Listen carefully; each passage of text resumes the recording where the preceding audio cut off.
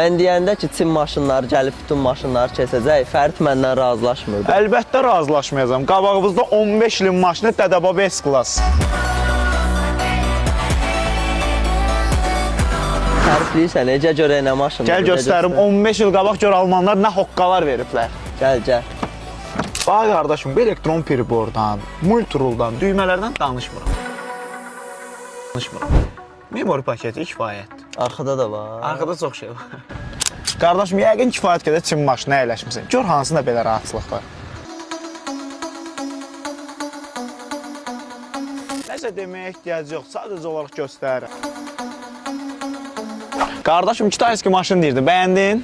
Bəyəndim, Mercedes başqa aləmdir. Prost sıfır maşında başqadır da. Prost tutaq ki, bəyəndim, nətər gətirəsən?